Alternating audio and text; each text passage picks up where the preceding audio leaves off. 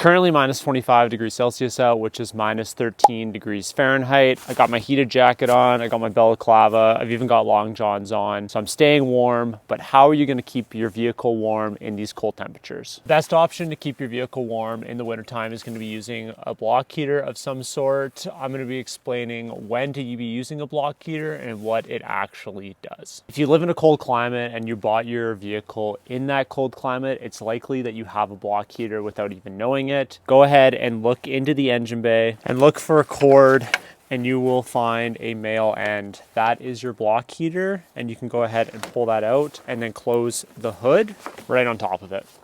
This male end is really typical for most block heaters. It'll be coming out of the grill, or you can just put it through the hood like I have here. And it works in a couple of different ways.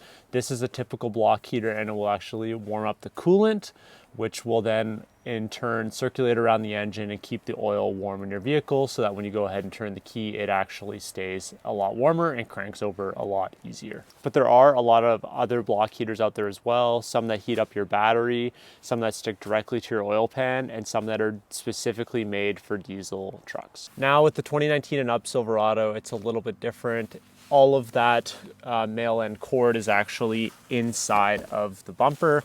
So you just have this quick release cord that you can go ahead and plug in like so.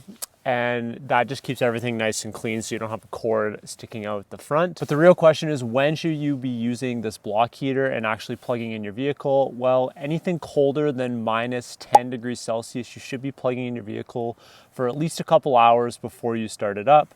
If it's colder than minus 20, then you should be letting it warm up for 3 or 4 hours before you go ahead and start your vehicle.